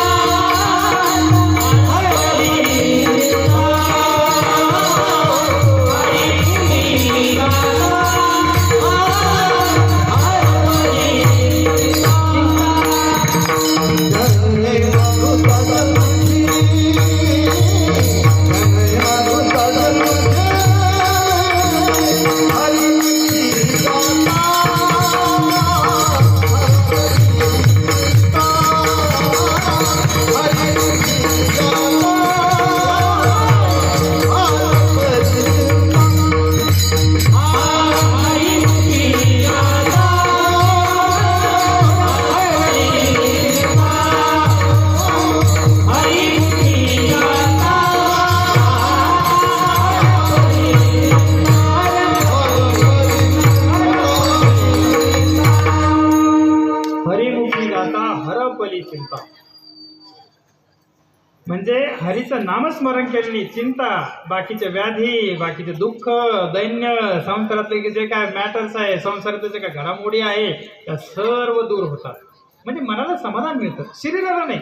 शरीरात जसं आपण खाणं पिण करू, जशी आपली आहार शैली असेल त्याच्यानुसार शरीर सुख दुःखात राहणार. पण मन जी वसवशी आपल्या मनाला बुद्धीला असते ती मात्र हरिनामाने काय होते, दूर होते. काय होती, दूर होऊन जाते. म्हणून आपण अखंड वेळ मिळेल तेव्हा सर्वांसोबत एकांतात डुललं पाहिजे. काय झालं पाहिजे, डुललं पाहिजे. बर आता जगद्गुरु तुकोबाराय सांगतात की बाबा हे जे नामस्मरण, ह्या नामस्मरणाचा परिणाम असा होतो की काही काही गोष्टी आपल्याला एवढा आनंद होतो, एवढा आनंद होतो की ते आपण काय होतो पटापट कोणाला बोलावं, कोणाला सांगा. असं समजा आपला एखादा मुलगा 10वीत बोर्डात पाहिला, 12वीत बोर्डात पाहिला, किंवा कलेक्टर झाला किंवा काय झाला, तर आपल्याला जे भेटेल जे भेटेल त्याला सांगतो, माझा मुलगा कलेक्टर झाला, माझा मुलगा 10वीत बोर्डात पाहिला, माझा मुलगा 12वीला बोर्डात पाहिला.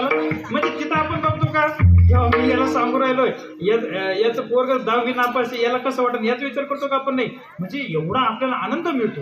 काय एवढा ह्या काही गोष्टीचा एवढा परिणाम आपल्याला होतो. तसंच नामस्मरणाचा बी परिणाम असा होतो. माऊली म्हणताय की अंतरीचे स्वभावे बाहेरी धावे, अंतरीचे स्वभावे बाहेरी धावे.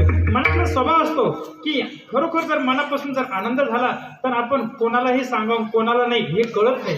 म्हणून आपली एक संभ्रम अवस्था निर्माण होते. तसंच नामस्मरण केल्याने तर ते नामस्मरण हे आपल्यावर अलंकाराच्या रूपात दिसतं. याचं वर्णन अभंगाच्या तिसऱ्याचं. सर्व सुखल्यालो सर्व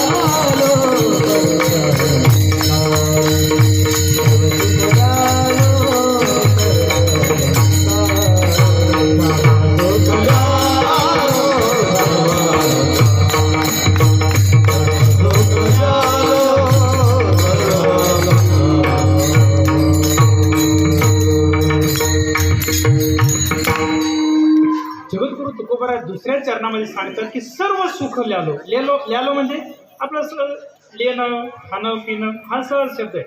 म्हणजे नटणे थटणे. काय नटणे थटणे. आता अलंकारिक रूपाने इथं सांगायचं म्हणजे नामस्मरणाचा असा प्रभाव होतो की माणसाचं तेज उठून दिसतं, माणसाच्या चेहऱ्यावर रोनक येते, समाधान मन भरून जातं. तुमच्या आमच्या चेहऱ्याकडे पाहिलं जायचं समोर त्याचे 12 वाजतात, तुमच्या आमच्या चेहऱ्याकडे जर त्यांनी पाहिलं तर, कारण आपले चेहरे जेवढे चांगले नाहीये. पण साधू संतांकडे जर पाहिलं तर मन भरून येतं, कारण त्यांच्या चेहऱ्यावर समाधान आहे, तेज आहे, दिव्य प्रकारचं तेज आहे. तुमचा आमचा संसार करू काय दुईचा फरक सोबतच सांगू राहिलो तुम्हाला. दुईचा फरक सोबतच सांगतोय की तुमच्या आमच्या चेहऱ्यात आणि साधू संतांच्या चेहऱ्यामध्ये काय फरक आहे. आणि त्यांच्याकडे बघितल्यानंतर आपल्याला समाधान प्राप्त होतं, पण तुमच्या आमच्याकडे बघितल्यानंतर ते समोरच्या व्यक्तीला वाटतं यांचं कशालाच मी तोंड पाहिलं. हा तुमचा आमचा फरक आहे आणि साधू संतांचा फरक आहे. म्हणून आपल्याला नामचिंतन जर करत असेल, समाधान पाहायचं असेल, शांती पाहिजे असेल, मनाला पाहिजे असेल तर साधूकडे जावं लागतं, कारण त्यांच्याकडे समाधान आहे, भरून पुरेल एवढं मोठं आहे. हा भरून पुरेल एवढं त्यांच्याकडे भरपूर आहे. फक्त आपली गरज आहे तिथपर्यंत जाण्याची. आता इकडे बघा, तर तुमचं आमचं कसं असतं की पावसाळा सुरू झाला नद्या वाहतात, उन्हाळा सुरू झाला नद्या आटल्या, बरोबर आहे. तुमचं आमचं समाधान थोडक्यात असतं. पण साधू संतांचं तसं नाही. साधू संतांचं तसं असं सांगितलेलं माऊलीने की समुद्रासारखं त्यांचं समाधान आहे. समुद्र जो भरलेला असतो तो कधीच पावसाच्या भरोशावर राहत नाही, तो अखंड तुडुंब भरलेला आहे. तसं साधू संतांचं जे समाधान आहे तेच आहे, ते नेहमी आहे, जे त्यांना भेटतं. आपले बाबा असतात तिथं दुपारच्या टायमाला भागवत सांगतात, त्यांच्या चेहऱ्याकडे बघितलं तर तेच आहे, समाधान वाटतं, भरून पावल्यासारखं. असं जसं आपलं एखादा 1000-10,000 रुपये पैसे मिळाल्यावर सापडल्यावर गबाळ सापडल्यावर कसं आपल्याला आनंद होतो, तसं त्यांच्या चेहऱ्याकडे पाहिल्यानंतर आपल्याला समाधान मिळतं. का? ही नामस्मरणाची ताकद आहे. कशी ताकद आहे? ही नामस्मरणाची ताकद आहे. म्हणून जगद्गुरु तुकोबराय अभंगाच्या माध्यमातून आपल्याला सांगण्याचा प्रयत्न करतात की हे नामस्मरण आपल्या अंगावर हे अलंकाराच्या रूपाने काय होतं दिसतं. आणि दिसल्यानंतर आपण जर का नवीन वस्त्र घातलं तर असं डोलतो, मी कसा दिसतो सांगा ना, मी कशी दिसते सांगा ना, मी कशी दिसते. नवीन वस्त्र परिधान केलं पत्नी पतीला म्हणते, किंवा लहान बालक म्हणतो आई मी कसं दिसतो. म्हणजे डोलतो, तो काय करतो डोलतो. कशाने डोलतो? आनंदाने डोलतो. कशाचा आनंद? नवीन कपड्याचा, नवीन वस्तूचा. त्याला बॅट घेऊन दिली, बॉल घेऊन दिला, पुस्तकं घेऊन दिली, बॅग घेऊन दिली, सायकल घेऊन दिली, वेगवेगळे उदाहरणे.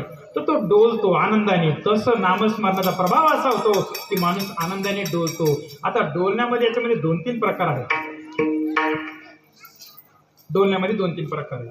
आनंदाने नाचणे, आपण वरातीमध्ये सुद्धा नाचतो. दारू पिल्यानंतर सुद्धा बरेचसे लोक डोलतात किंवा चक्र येते त्यांना, किंवा ते आपापल्या धुंदीत असतात, ते पण डोलण्याचाच प्रकार आहे. कोणी मद्यप्राशन केल्याने, कोणी विष प्राशन केल्याने, कोणाला सर्पदंश झाल्याने माणसाला लहरा येतात, ते सगळं डोलण्याचे. आता कीर्तनामध्ये जर का कोणी डोळे लावले आणि तो डोळा लागला तर आपण त्यांना म्हणू का हे आनंदात डोलतात म्हणून, किंवा एखादं दारू पिऊन किंवा एखादा सर्पदंश झाला तो डोळा लागला ना आपण म्हणतो वा नामस्मरणाचा प्रभाव आहे हा. बरं तो लोक असं म्हणता मला त्याला सर्पदंशामुळे त्याचं विष बाद होईल, मरून जाईल तो. म्हणजे इथं रजगुण, सत्वगुण आणि तमगुणाचे 2-3 याच्यामध्ये प्रकार मिळतात. तमगुण लग्नात नाचणे, इथं नाचा मला ना त्याचे आपलं का वय आहे का? भजनामध्ये हरिपाठात नाच झालं छे आपलं का वय आहे का? आम्ही समोर बसतो ना, तुम्ही म्हणा हरी हरी, तुम्ही म्हणा आम्ही समोर बसतो. आणि तोच व्यक्ती जर का वरात सुरू झाली, एकदा का त्यांनी ते ब्रँडेड DJ लावलं एखादा आणि त्याचं काही एखादं पोपटाचं गाणं लावलं तर तोच माणूस 4-4 जणांना आटपत नाही. हा कशाचा प्रभाव आहे? तमगुणाचा प्रभाव आहे. मग आता पुढे गेलो वय आपले नातू पण तो आपल्याला काय म्हणतात तरी ते तिथं नाही. मग इथं परमार्थामध्ये नाचायला काय लाज वाटते, किंवा नामस्मरण करायला उड्या मारायला लाज वाटते. आणि जगद्गुरु तुकोबारांनी सांगितलेलं की तरणा भाग्यवंत नटे हरी कीर्तनात. तरणा म्हणजे कोण? तुम्ही. आम्ही तरुण आहे तसं नाही, जो मनाने तरुण आहे. मग तो 60 वर्षाचा घासून नव्हे ना, फक्त त्याच्या मनात भाव असला तो काहीच कळत नाही. इथं बाया माणसं बसलेले, इथं कुठं आहे मी काय. नामस्मरणामध्ये काय होतं? कीर्तनाचे रंग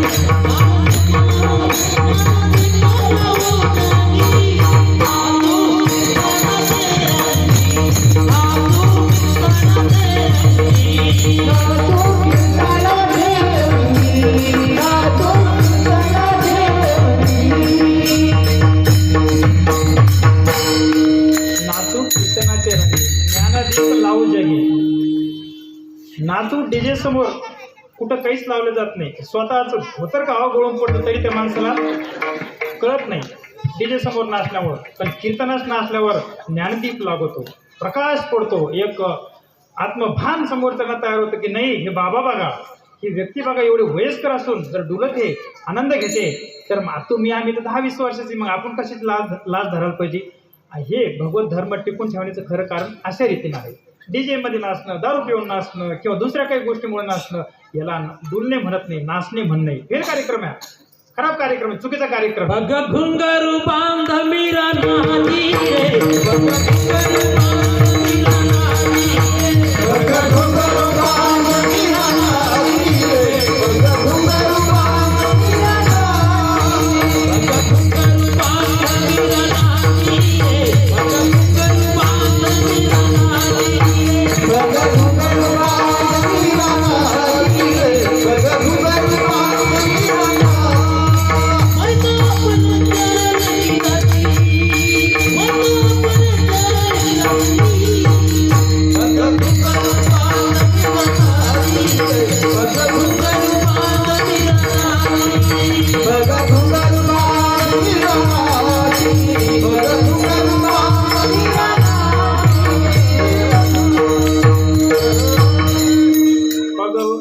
घुंगरू बांध मीरा नाची रे.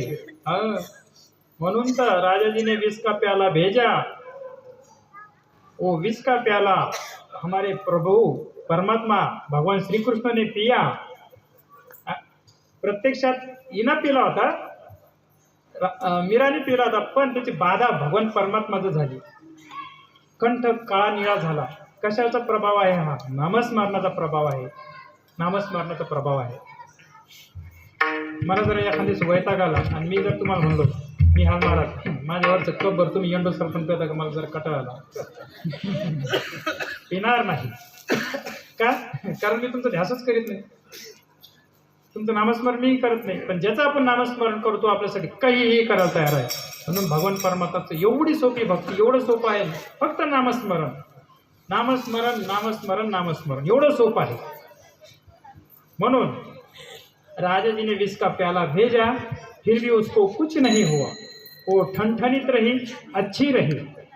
इसका कारण ये है कि विष का वहाँ पे प्रभाव हुआ नहीं.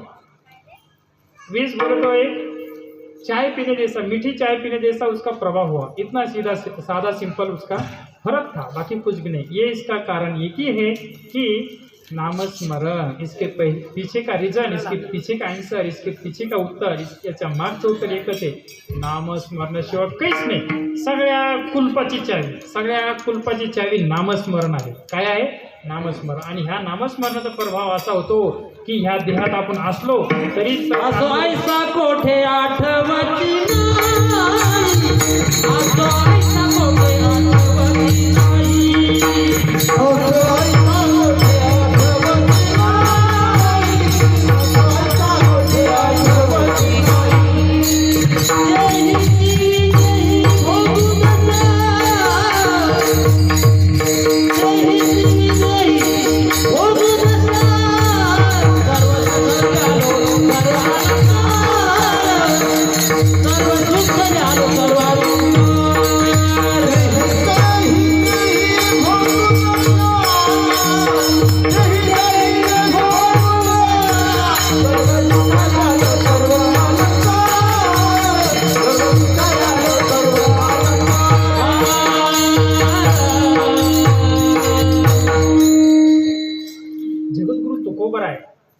तिसऱ्या चरणामध्ये सांगतात देहीच विदेही भोगू दशा.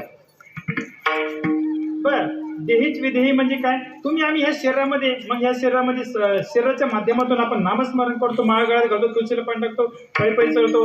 हा, डोळे तुम्ही घ्या रे सुख, पहा विठोबाचे रूप. बर, ठीक आहे.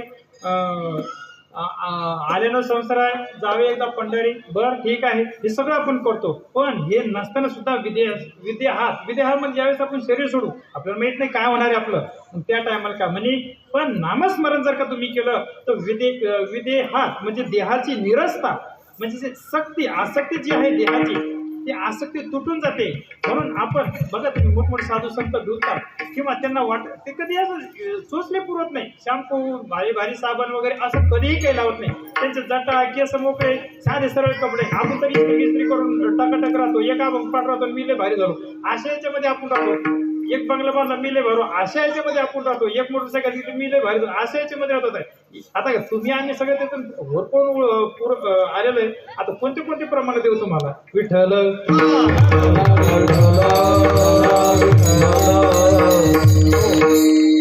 म्हणून जगद्गुरु तुकोबाराय सांगतात की ह्या देहात तर आहेच आहे, पण विदेहातला सुद्धा आपल्याला काय होतं? सुख प्राप्त होतं. देहीच विदेही भोगुदशा. बर, आता देहीच विदेहीशी म्हणजे कसं? एक दृष्टांत देऊन सांगतो. कसं की एक पांथस्थ असतो, वाटसरू आला मुक्कामाला थांबला, रात्र झाली आणि सकाळी निघून जाणार होता. बर, पण ज्यावेळेस मुक्कामाला थांबला एक धर्मशाळा आहे, थांबला तिथं. दुसऱ्या दिवशी सकाळ झाली आणि तो मग विचार करेल का ही धर्मशाळा फार छान आहे बा, इथं दिवाबत्ती कोण करत असेल, कोणी बांधली असेल, किती सिमेंट लागलं, किती खडी लागली, त्याचं लाईट बिल कोण भरत असेल, तो कसं विचार करेल? तो कशाला विचार करेल सांगा ना मला? काम झालं, थांबले मुक्कामाला, आश्रम मिळाला, आता निघून जा पुढच्या कामाला. आणि याचंच प्रमाण आपल्याला एकनाथ महाराज सुद्धा पक्षी अंगणी पक्षी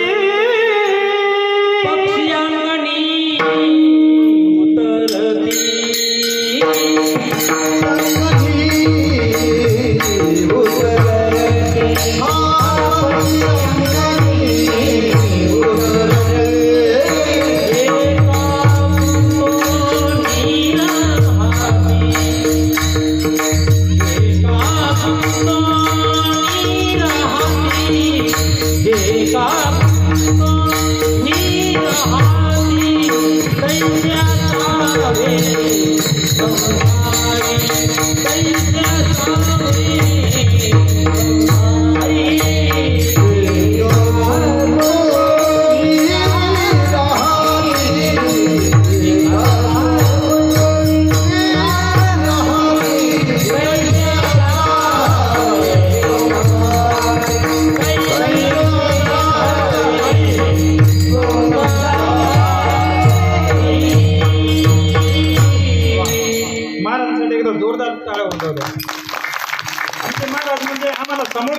आमच्या गावामध्ये मी त्यांना आम्ही पाचारण केलं होतं. त्यांनी एक सेवा आम्ही बळच मागून घेतली. फार बिझी होते ते, पण म्हणलं महाराज आमच्या गावातच सप्ताह आहे, काकाला माहीत आहे, बळच का होईना देण्याचा प्रयत्न करा. 2-3 दिवस मागितले पण कारण करून एकच दिवस मिळाला.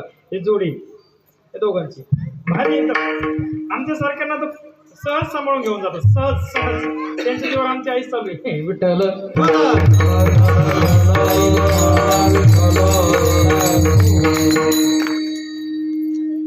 एकनाथ महाराज आपल्याला अभंगाच्या माध्यमातून किंवा हा दृष्टांत पडून देण्यासाठी तर देहीच विदेही भोगुदशा म्हणजे काय की एखादा पक्षी आला, दाना घेतला, अंगणातून उठून गेला, तो म्हणे अंगण झाडलं झुडलेलं आहे तर बसू बैठकच करू झाला, 2-4 दाणे घेऊ, थोडा आराम गिराम करू, हो नंतरच्या नंतर. असं होत नाही. पक्षी अंगाने उतरते ते का गुंतवणी राहते, गुंतवून राहणार नाही, निघून जाणार. तसं मी जे तुम्हाला अगोदरचं त्याच अभंगातलं पहिलं चरण सांगितलं होतं की वस्ती करा वस्ती आला, प्रातकाळी उठून गेला, ऐसे असावे संसारी, जोवरी प्राचीनाची दोरी. हो, चालणे लावली ती एखाद्या दिवस असंच होतं. विठ्ठल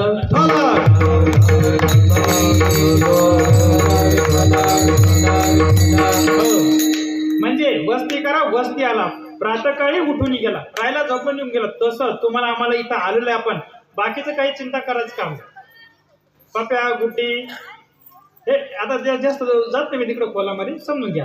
हे जसं तसं राहणार आहे. पूर्वी ते जो वावर होता आजोबा पंजोबाने तेच केलं, आपण बी तेच करणार आहे, उद्या बी तेच करणार. बाकीचा पसारा सोडून द्यायचा. मला ज्यावेळेस पटलं पूर्ण घरदार आम्ही परमार्थामध्ये झटण्याचा प्रयत्न फार करतो असं नाही. आमचं त्याने काय होणार काही होणार नाही. फक्त जेवढं लालच म्हणून काय नामस्मरण करते तेवढं करण्याचा प्रयत्न करू, बस. बाकीच काय होतं होऊन जाईल. हो, पूर्ण घरदार सहज. इथं तुम्हाला सगळं परिवार आलेलं आहे. फक्त आई आलेली नाहीये कारण आईला पॅरालिसिस झालेलं आहे मागच्या 15 दिवसापूर्वी. नाही तर आईला सुद्धा आणलं असतं. विठ्ठल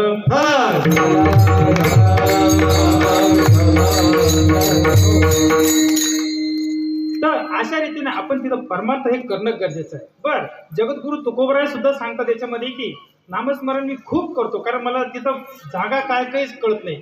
एक वेळा जगद्गुरु तुकोबराय हे शौचाला बसले होते, म्हणजे टॉयलेटला बसले होते, आणि एक शास्त्री त्यांना भेटण्यासाठी आले, आणि जगद्गुरु राहायचं चाललं की रामकृष्ण हरी, रामकृष्ण हरी, रामकृष्ण हरी, रामकृष्ण हरी, टॉयलेटला बसले बसले म्हणायला लागले. शास्त्री म्हणे, तुम्ही एवढे थोर पंडित, एवढे ज्ञानी व्यक्ती, म्हणे तुम्हाला पडतं का हो म्हणे, असं गलिच्छ आणि घाणेरड्या जागेमध्ये तुम्ही देवाचं पवित्र नाम, पवित्र देवाचं तुम्ही नामस्मरण तिथं करताय. जगद्गुरु तुकोबाराय म्हणे की माझी मज झाली अनवर वाचा, माझी मज झाली अनवर वाचा, संतया नामाचा घेतला, संतया नामाचा घेतला. माझी मज झाली अनवर वाचा, माझी मज झाली अनवर वाचा, संतया नामाचा घेतला, संतया नामाचा घेतला.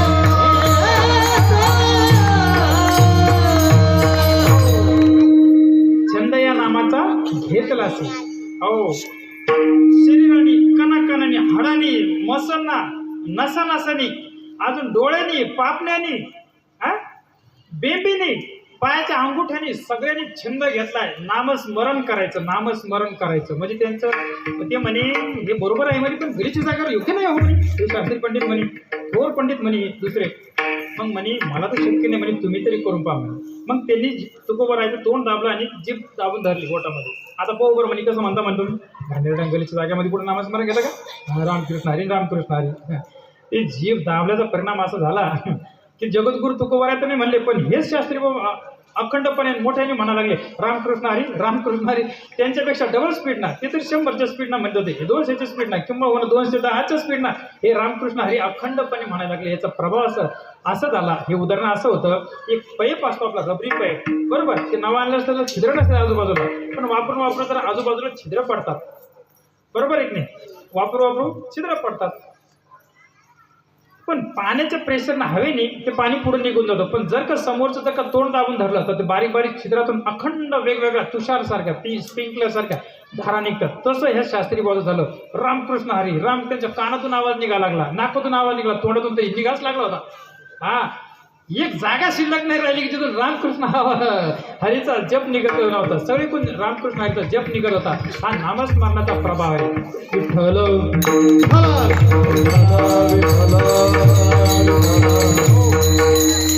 आता देहीच विदेही भोगोदाशाचा एक शेवटचा दृष्टांत त्याच्यामध्ये देतो आणि आपल्या उत्तरार्धाकडे येतो. एकदा काय झालं की जगद्गुरु तुकोबारायची पत्नी जिजाबाई यांचे भाऊ खूप दिवसानंतर आले. यांची तर बिकट परिस्थिती चालू. जगद्गुरु तुकोबारायची यांनी सगळं दान करून टाकून घेतलं. वाड्या, वस्ती, घरं, दारं, जे काय ते पैसा अडका, कोणाचे व्याजून दिलेले पैसे, ते वह्या, त्या चोपड्या गिपड्या चट नदीमध्ये काय झालं फेकून द्यायला. बरं, मग यांनी जरा आला किती दिवस आले, पण एक दिवस यांचा भाऊ भेटण्यासाठी आला जिजाबाईचा, की भाऊजीचा आणि ताईचा संसार कसा काय चालला एकदा बघूनच यावं.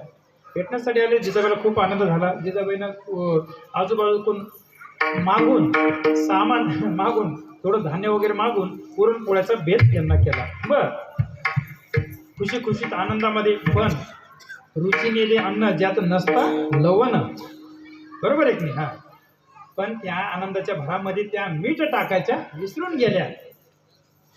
बरं, जगद्गुरु तुकोबारायला त्यांनी सांगितलं की बाबा माझा भाऊ आलेला आहे, तुम्ही इथं थांबा. ते म्हणे नाही, हे बघ मी काय करलो, मी चाललो म्हणजे भांडार डोंगरावर. हा, तुझा भाऊ हे कसले सोय रे म्हणे. हा, माझी या जातीचे मज भेटू कोणी, माझी या जातीचे मज भेटू कोणी. मला माझ्या जातीचे पाहिजे. कोणत्या जातीचे? जे नामस्मरण करतात. हे तुझा भाऊ काय? इकडून आपण जर का काही दिलं तर ते तिकडून देतो, इकडून फ्रीज दिलं तर ते सोफा सेट देतो, बरोबर आहे की नाही.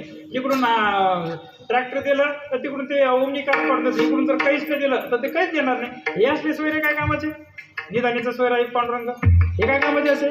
माझा सोयरा तोच आहे म्हणे. हा, पण ते म्हणे काय तुमचं वेदांत आहे म्हणे. मी नाही विचारलं, मी इथं तुम्हाला काही काही लोक, 4 लोकांमध्ये उठण्या बसण्याचे काही प्रकार आहे का नाही? उठलं की आपलं तालता मोरा घेतात, तिकडे जाता निघून.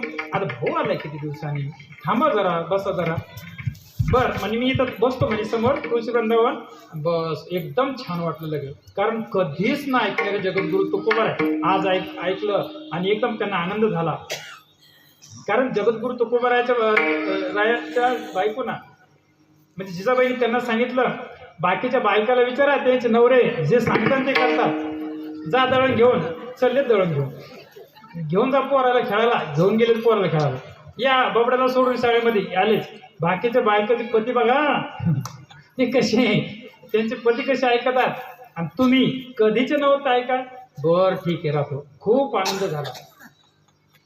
आपण जर का ऐकलं तर आपल्या पत्नीला आपला आनंद होत नाही. कारण तुम्ही आम्ही रोजच ऐकतो त्याचं. कळत नाही पाहून घ्या. विठ्ठल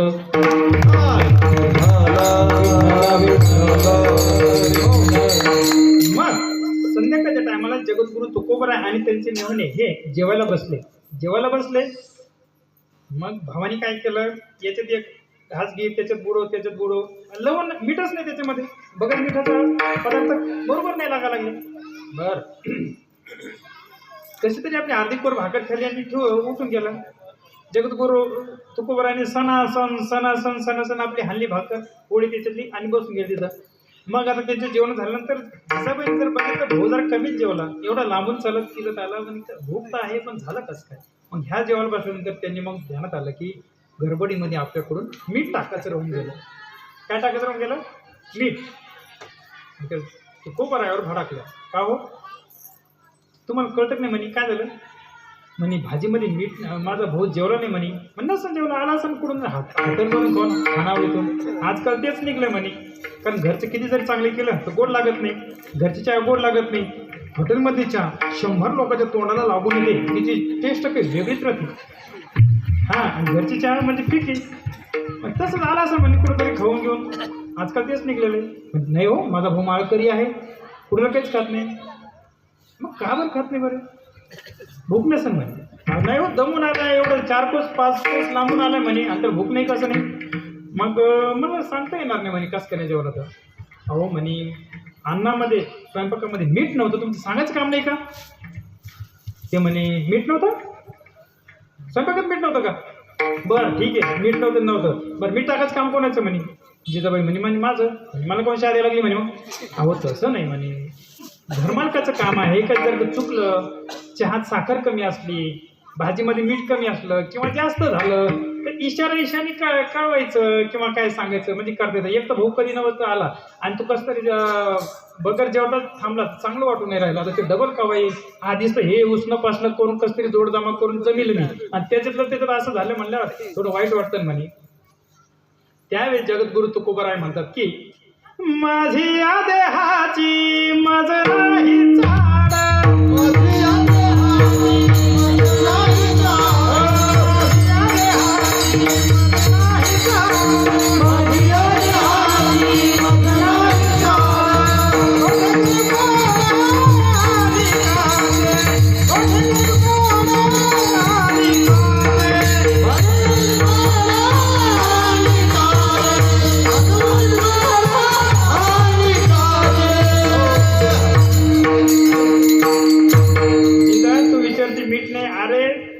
मला माझ्या देहाचा सुधरत नाही. जगद्गुरु तुकोबारायचं अजून एक प्रमाण आहे. काय खाता मी कसाया सांगा